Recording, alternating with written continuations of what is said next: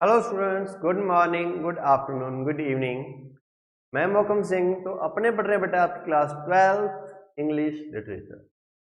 तो नॉवल चल रहा है इनसाइड द हवेली। तो अपने डिस्कस कर चुके हैं कैसे विजया और सीता की दोस्ती होती है। सीता को सिंपैथी मिलती है कि उसकी माँ नहीं है। सारे हवेली की सर्वेंट्स, नौकरानियाँ, मालकिनें उसकी क्या करती हैं, मदद करती हैं, उसके साथ खेलती हैं, तो पालन पोषण करती हैं। विजया उसके साथ अच्छे से भी ट्रीट करती है, उसको प्यार भी करती है। समटाइम्स शी बुली हर, उसको मारती पीटती भी है, धौंस भी जमाती है, लेकिन she loves her. Vijaya school जाती है और एक दिन जिद करती है।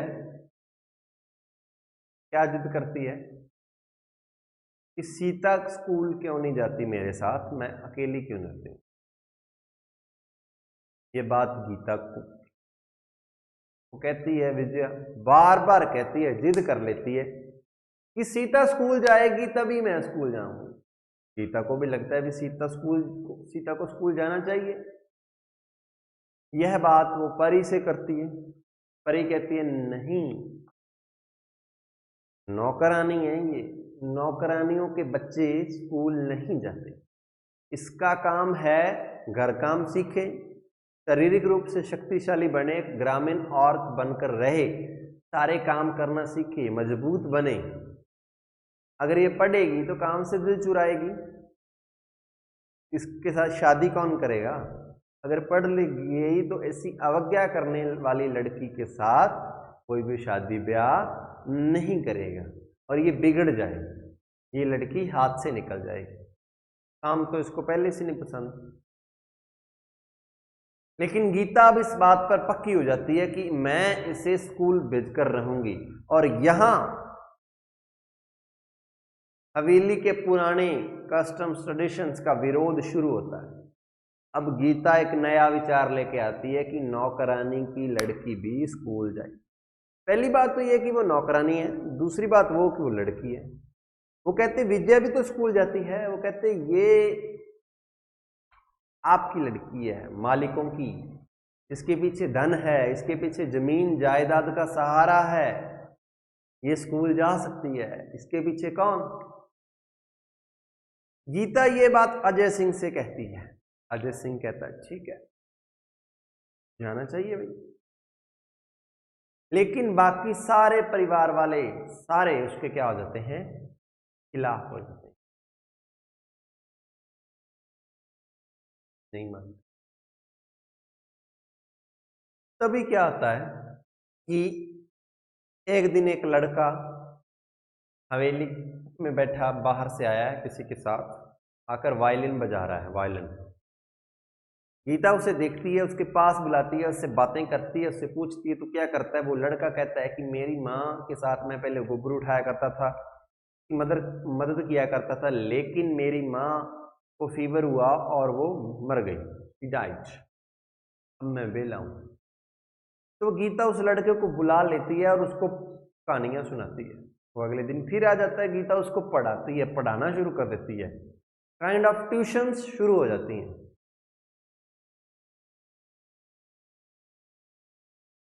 तो ट्यूशन में अब ढापू बैठने लग गई, ढापू भी वहीं टाइम स्पेंड करती, वो भी कहानियां सुनने लग गई, उसको अच्छा लगने लग गया।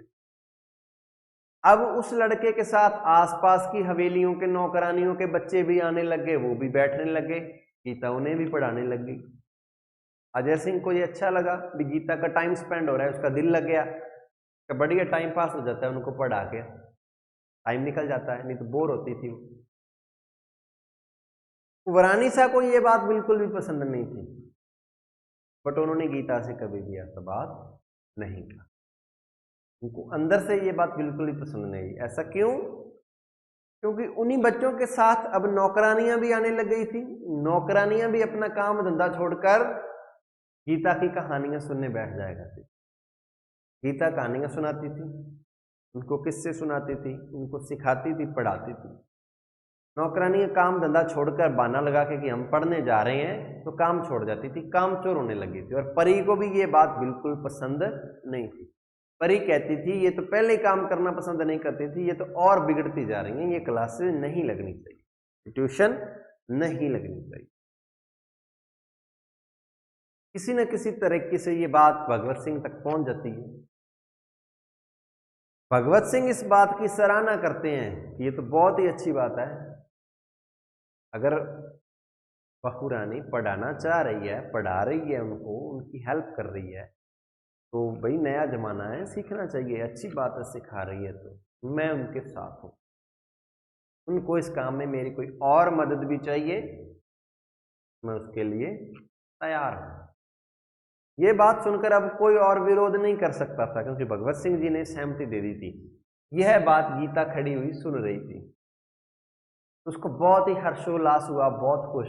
वो चाहती थी अभी अपने वो एक्सप्रेशन अपने ससुर के सामने जाके एक्सप्रेस करे, बताए कि वो उनकी इस बात से वो कितनी खुश है, उनको कितना अच्छा लगा कि उनके ससुर ने उन्हें ये वो एग्री हुए हैं, उनको अप्रिशिएट किया है।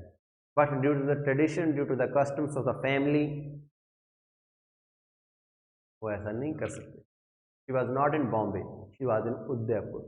वो अपने ख्याल, अपने मन की बात सामने नहीं रखती, उसको वहीं अपनी खुशी दबनी पड़ी। लेकिन उसे पता चल गया कि उसके ससुर बहुत ही भले और अच्छे आदमी। तो इसी तरह अब साथ वाले घरों की नौकरानियां भी वहां आने लगी। क्या होता है एट द एंड,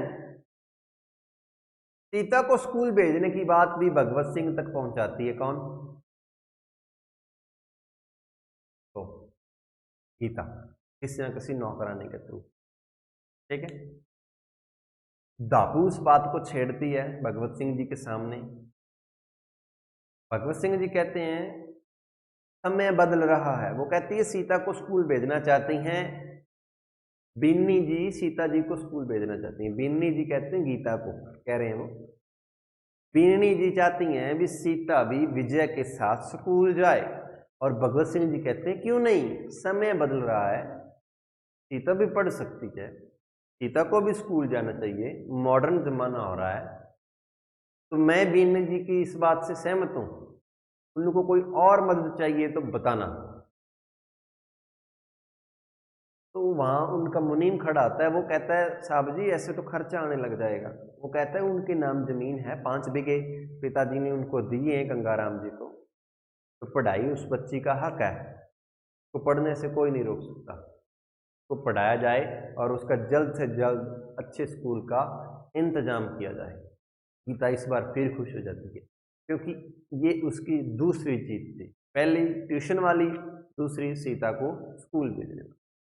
अब उसके नए विचार हवेली में जीत रहे थे, लेकिन वो अभी पर्दा प्रथा को खत्म नहीं कर पाई थी, अब वो एक्सप्रेस करने वाली बात खत्म नहीं कर पाई थी, अभी वो सेपरेट पोर्शंस वाली बात खत्म नहीं कर पाई थी, लेकिन वो अपने नए विचार ला रही थी और थोड़ी थोड़ी आंशिक पार्शली वो जीत रही थी।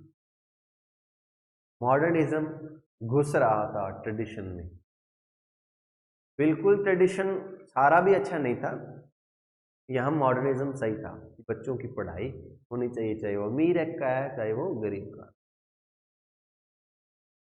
तो सीता को स्कूल भेजा जाता है। भाई सीता कहाँ जाती है? स्कूल जाती है, किसके साथ? विजया बाईसा के साथ, उसी कार में बैठकर सीता भी अब स्कूल जाती है। सीता का इंतजाम कर दिया गया, और नौकरानियां क्या करने आ जाती हैं? ट्यूशन लेने आ जाती हैं। किसके पास? गीता के पास। टाइम निकाल के आसपास के घरों की नौकरानियां भी आने लग गई। तो एक दिन क्या होता है, वो दौलत सिंह जी होते हैं जो भगवत सिंह जी के रिश्तेदार, उनके वहां दौलत सिंह जी बीमार हो जाते हैं। ठीक है, तो वहां क्या होता है, उनकी डेथ हो जाती है आई थिंक। तो वहां जो प्रोग्राम होता है वहां सारे पहुंचते हैं, वहां मांझी बाईसा और नंदू बाईसा भी आई होती हैं, और वो उसको कहती हैं, किसको? कुमरानी शाह को, उसकी बहू की शिकायत करती हैं। ऐसे तो जो मांझी बाईसा हैं वो पढ़ना चाहती थी, मॉडर्न जमाने की है, यानी कि थोड़ी ओपन माइंडेड है, पढ़ना चाहती थी। वो बाल विधवा थी, छोटे होते ही उनका वो पति देहांत हो गया था। पढ़ना चाहती थी लेकिन पढ़ नहीं पाई। तो वो अप्रिशिएट करती हैं कुछ हद तक गीता को, कंप्लीटली नहीं, कुछ हद तक, कि पढ़ना चाहिए। अगर मैं पढ़ी होती तो आज मेरी जिंदगी ऐसे ना होती, मैं इंजॉय कर रही होती, मैं ऐसे घर में कैद होके ना रह रही होती। नंदू भाई सा ऑन द अदर हैंड, वो बहुत फैशनेबल है, ठीक है। उसके तीखी तीखी आंखें ऐसे लोगों को उतार रही होती हैं। उसका जो वर्णन किया गया है कि उसकी आंखों में हमेशा उसके चेहरे पर नापसंदगी का भाव रहता है, ऐसे कि भाई कुछ भी पसंद नहीं है, डिसलाइक एवरीथिंग। तो चेहरा ही ऐसा है कि शी डिसलाइक एवरीथिंग, क्या है क्या है, कुछ भी अच्छा नहीं लग रहा है उसे, ठीक है। तो उसको बताया गया कि उसके आंखें हिलती रहती थी, लोगों को देखती रहती थी। वो इस बात के बिल्कुल खिलाफ थी। उनका पति का देहांत अभी 2 वर्ष पहले हुआ था। अब वो वैसी रंग बिरंगी साड़ियाँ नहीं पहन सकती थी, अब उन्हें काली साड़ी पहननी पड़ती थी विधवाओं वाली। लेकिन वो उसको भी पूरा कल्फ मावा लगाकर प्रेस कर कर इस्त्री कर कर रखती थी, पहनती थी। तो ये तो उनके बारे में थोड़ा सा डिस्कस किया गया है। लेकिन वो सारी जब उस प्रोग्राम में मिलती हैं तो वो कुमरानी सा को कहती हैं, और भी 2-4 औरतें कांताबाई साहब वगैरह मिलती हैं, वो कहती हैं कि तुम्हारी बहुरानी ने ये जो क्लासें घर पे शुरू की हैं, ये सभी के लिए मुश्किल लेके आ रही हैं। परसों परसों मेरी भतीजी का रिश्ता टूटा है, क्योंकि उसके रिश्तेदारों ने कहा है कि हमें ऐसी अवज्ञा करने वाली लड़की के साथ शादी नहीं करनी है। उसकी सगाई टूट गई क्योंकि वो गीता के पास पढ़ने आती है। वो उनमें से एक और एग्जांपल देती है कि मेरे भतीजे की पत्नी उसको ठंडी रोटी देकर चले जाती है, पहले से पका कर रख देती है, क्लास लगाने का बहाना लगाकर निकल जाती है, और मेरे भतीजे को रोज ठंडा खाना खाना पड़ता है। और भी बाकी भी उसको शिकायतें करती हैं कि हमारी नौकरानियां काम पे नहीं आती हैं, हमारी नौकरानियां काम का क्लास का बहाना लगाकर काम बीच में छोड़कर चले जाने लगी हैं, हमसे आगे बात करने लग गई हैं, हमारे से जुबान लड़ाने लग गई हैं, हमारी बात को टोकने लग गई हैं, इनकार करने लग गई हैं। ये सारा गीता की क्लासों का नतीजा है। कुमारानी साहब को बहुत गुस्सा आता है, मन ही मन उनकी आंखें भर आती हैं, लेकिन वो शो नहीं करती हैं, और ना ही इन बातों का गुस्सा वो गीता पर उतारती हैं। वो गीता को भी कुछ भी नहीं। ये उनका करेक्टर एक्सप्लेन करता है कि वो उनका करेक्टर कैसा है कुमारानी साहब का। उनकी कई बातों को लेकर गीता से असहमति है, डिसएग्रीमेंट है, but still loves Geeta and appreciates her in many ways. उसको क्लास बंद करने के लिए वो नहीं कहते। और भगवत सिंह उस क्लास को ऑलरेडी अप्रिशिएट और एक्सेप्ट कर चुके थे। उनको लगता है कि ज़माना चेंज हो रहा है, बदल रहा है, तो गीता जो कर रही है, बहू जो कर रही है, वो सही कर रही है, साथ में उसका समय भी व्यतीत हो रहा है इसी तरीके। उसको जो अच्छा लगता है वो करे। और वो देखो भगवत सिंह जी गीत सीता की हेल्प भी करते हैं फाइनेंशियली भी, और उसको स्कूल भी भेजते हैं, और उसी कार में जाती है। अब सीता जब स्कूल जाती है तो उसमें सारे गरीब बच्चे होते हैं, थोड़े और स्कूल में भेजा जाता है, विजय वाले स्कूल में नहीं भेजा जाता। इतना भी वो फालतू खर्चा नहीं करते हैं, बिकॉज अब हवेली के पास इनकम के उतने सोर्सेज नहीं रहे हैं। पहले राणा उनको पैसे दिया करते थे, अब उनके पास कुछ बची कुछ जमीनें हैं, अब देश आजाद हो चुका है, अब सभी के एक पास इक्वली है सब कुछ, तो हवेली अब उतनी अमीर नहीं है जितनी हुआ करती, लेकिन ट्रेडिशन अभी भी वही फॉलो करते हैं, चाहे कर्ज लेकर करें। तो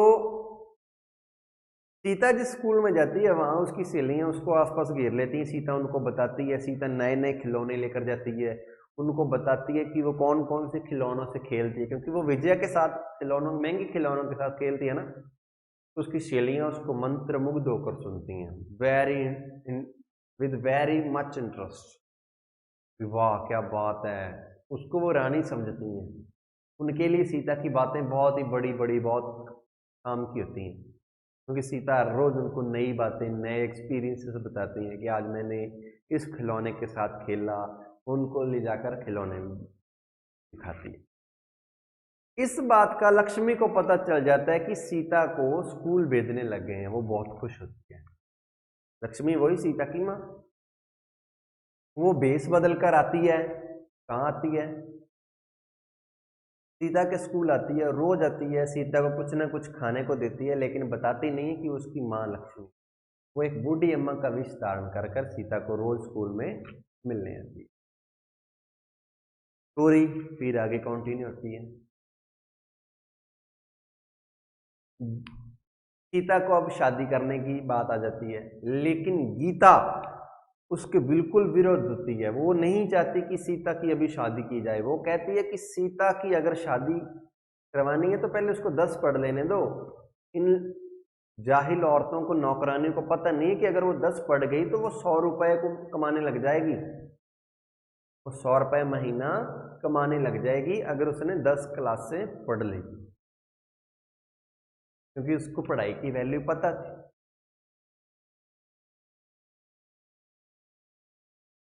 इसके बाद वो किसी न किसी तरह करके सीता का जो रिश्ता आ रहा होता है, सीता की शादी की बात, वो वहीं स्टॉप कर देती है, वहीं तोड़वा देती है। स्टोरी मूव्स ऑन, स्टोरी आगे बढ़ती है। क्या होता है? फिर गीता की बेटी विजया के लिए रिश्ता आता है वीर सिंह का। वीर सिंह पास ही की हवेली में से किसी का लड़का है, पढ़ा लिखा है और इंग्लैंड आगे फर्दर स्टडी के लिए वो जा रहा है। लेकिन गीता को जब पता लगता है कि विजया के लिए रिश्ता है, वो बहुत ही गुस्से से हो जाती है कि अभी मेरी बेटी पढ़ रही है, इनको पता नहीं है इनको रिश्ते की पड़ी है, अभी इसकी शादी की उम्र है, और उस लड़के से शादी क्यों करूं जो लड़का अभी खुद कॉलेज में है। तो इस बात की सारी भड़ास वो अजय सिंह पर निकालती है, और अजय सिंह क्या करता है, तो किसी न किसी तरीके से शांत करता है। उसको कहता है भी चल अपने लेक घूमने चलते हैं, उसको मनाता है, उसको कहता है भी कोई बात नहीं, ऐसा नहीं होने देगा। तो इस बार गीता फिर हवेली के ट्रेडिशंस के खिलाफ जाकर अड़ियल स्वभाव कह लो, मतलब अपना हट दिखाती है। मैं अपनी बेटी की शादी इस उम्र में नहीं होने दूंगी, अभी वो शादी के लायक नहीं है। वो कहता है पहले ये पढ़ेगी फिर इसकी शादी होगी। तो वो गीता विजया की शादी को लेकर पूरा जोर लगा देती है कि इसकी शादी में नहीं होगी। इस बार फिर सभी उसको टोकते हैं, उसको गलत ठहराते हैं, उसको झुकाने की कोशिश करते हैं, लेकिन गीता अपनी बात पर कायम रहती है। ये बात फिर भगवत सिंह तक पहुंचती है, और भगवत सिंह इस बार गीता से कहते हैं कि मैं तुमसे सहमत हूं कि इसकी इस उम्र में शादी नहीं करनी चाहिए, लेकिन मैं वीर सिंह को भी जानता हूँ, बहुत अच्छे चरित्र का लड़का है। उसके जो परिवार की संपत्ति या पैसा है वो उसके सर पर नहीं चढ़ा है, यानी कि वो घमंडी और अयाश किस्म का लड़का नहीं है, उसको पैसे का कोई घमंड नहीं है, अच्छा चरित्र वाला लड़का है। शादी अपने तभी करेंगे जब इनकी शादी की उम्र होगी, यानी कि वो ये कहता है कि सगाई कर लेते हैं, शादी बाद में। सीता भी कहीं ना कहीं मान जाती।